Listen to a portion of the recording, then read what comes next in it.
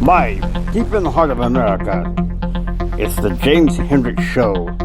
Now, here is your guest host extraordinaire, Brent Clark. Hello, everybody. I'm filling in for Jimmy.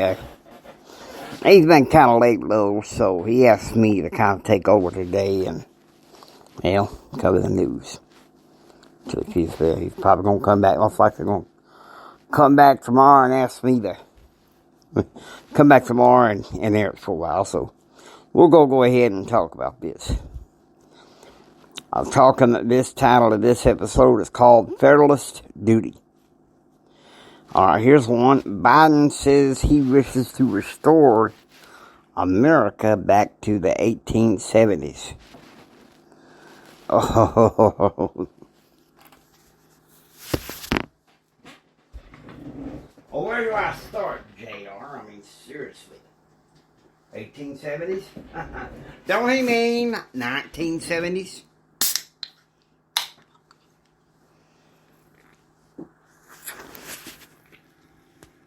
No, I honestly think he's seriously in a brain fart.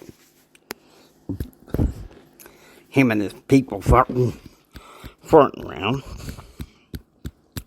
Not really saying anything proactively to solve the inflation problem. Not to mention the crisis in the border. There's a lot of people angry right now because of inflation, and I gotta say, I don't blame them one dang bit. One dang bit. And neither should you. Let me say something. You go to the store, the price of meat is up. The price of everything is going up. And the poorest of the poor is paying. And Biden says he's helping the poorest of the poor. Let me tell you something. That man's got cement in his head. Yes, see, Jimmy won't tell you.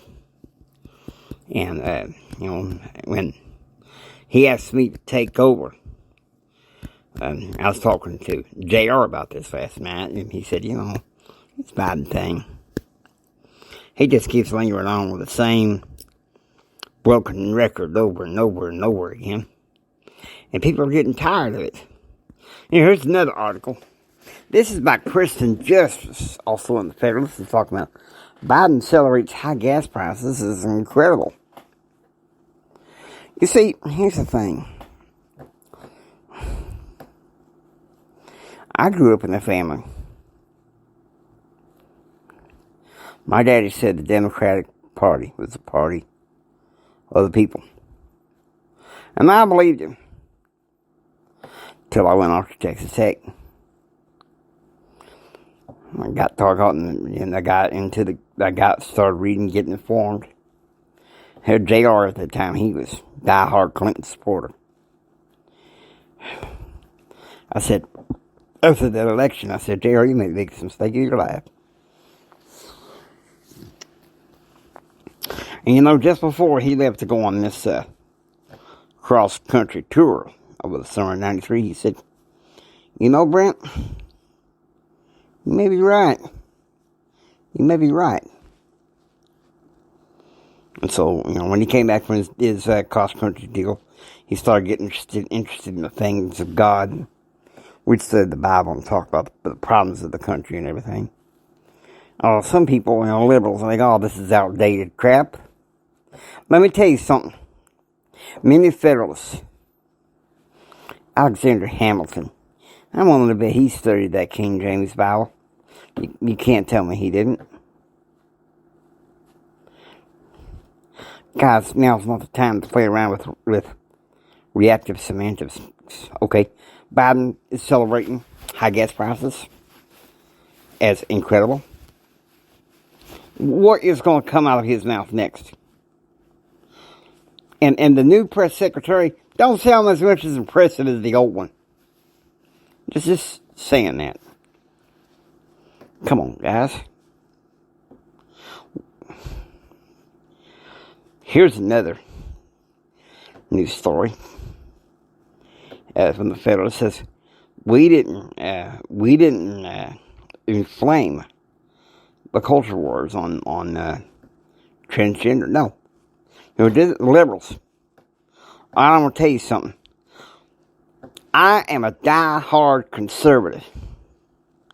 And the Republicans want to stand conservative on the social issues as well as the economic, then I'm on board. But you start departing from the principles there in the Word of God that the Founding Fathers put us on, that's when I got a bone to pick with you. Doesn't matter what party you're in.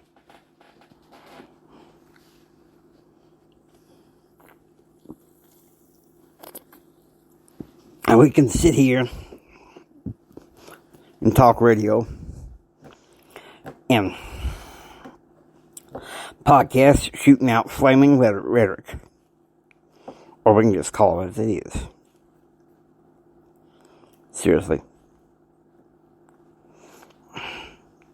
There's some political podcasts I listen to because I like them matter. But there's sometimes I shut them off. Because they're going reactive. And we don't play that game. Let me tell you something. I've talked to Jimmy a number of times.